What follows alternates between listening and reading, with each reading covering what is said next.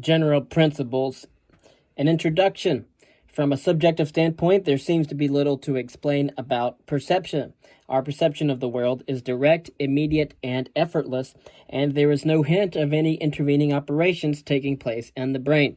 The apparent simplicity of perception is reinforced by the fact that our perceptions are almost always accurate. We rarely make mistakes when identifying people by their face or voice, or in judging how hot a cup of coffee is, or in navigating a flight of steps. Moreover, our own perceptions nearly always agree with those of other people. Sounds, sights, and smells seem to be out there in the world, not constructed in our head. And despite appearances to the contrary, our perceptual world is constructed in the brain by a huge mass of neurons performing complex but hidden operations. 3 observations hint at the complexity of the brain processes that are involved in perception. First, a large proportion of the brain's most highly developed structure, which is the cerebral cortex, is devoted entirely to perception. Vision alone consumes over half of the neurons in the cortex. And despite the complexity and power of modern computer technology, for example, computer scientists have not yet succeeded in building general-purpose systems with the perceptual proficiency or even an infant. Of course, relatively confined problems such as detecting abnormalities in medical images, identifying a face or a voice, or guiding an autonomous vehicle have proven to be formidable problems to solve by a computer. Third, as a result of brain damage through injury or disease, a small number of unfortunate individuals suffer deficits in their perceptual capabilities. Now, these deficits can be very specific and debilitating, but also very dramatic and perplexing to other people. It seems difficult to believe that someone can fail to recognize their own face reflected in a mirror, which is called prosopagnosia, nor cannot judge the position of their limbs without looking directly at them. Of course, such people remind us of the sophisticated brain processes that serve perceptual abilities that most of us take for granted. Spectator sports, for example, provides a very clear indication of the reliability and occasional fallibility of the information extracted by our perceptual systems. Everyone involved, including the participants, referees, umpires, or spectators and the like, must take and make perceptual judgments in order to interpret events in the sports field and to decide what should happen next. For example, tennis. Did the tennis ball bounce out of court? Did the football cross the goal line and enter the goal? Of course, all those involved clearly always agree on what happened. And when someone wins a race, for example, 100-meter race, who crossed the line first? And because their perceptual systems arrive at the same decisions, sporting activities would not be viable either for participants or for spectators without reliable perceptual systems. Certain critical judgments do require special skills and observation conditions.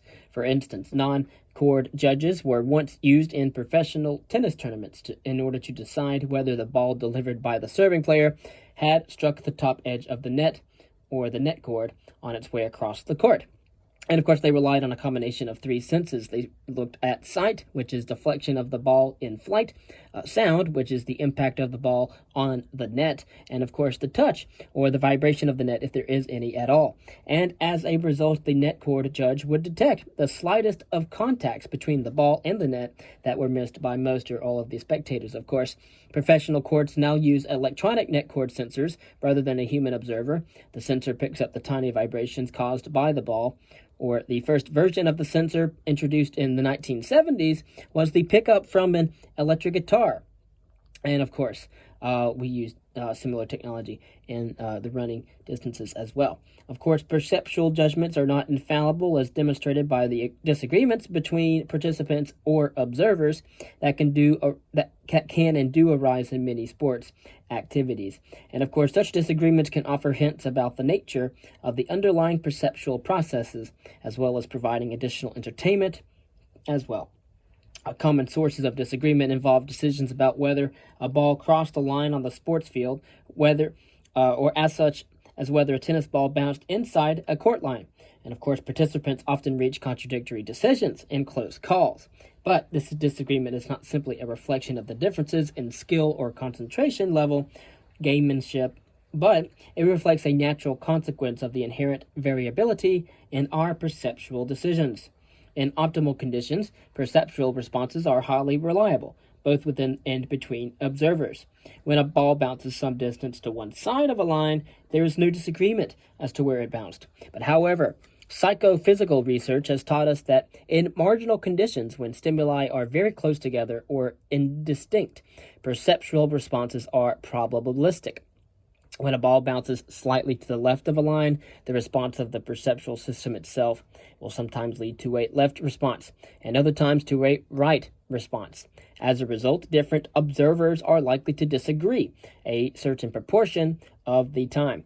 Perceptual research aims to estimate the precise degree of uncertainty attached to perceptual judgments and to identify its likely causes. And of course, that is about sensation, perception, and sensory modality. Just to wrap up, in our evaluation, in its emphasis on a specific set of issues and ideas, each theoretical movement has made its own particular contribution to our understanding of human sensation and perception. Contemporary research adopts a pluralistic approach which combines both neuroscientific and psychophysical techniques. The cognitive and computational neurosciences provide a rich set of experimental techniques and theoretical approaches, while psychophysics supplies the essential link between stimulus characteristics and perceptual experience.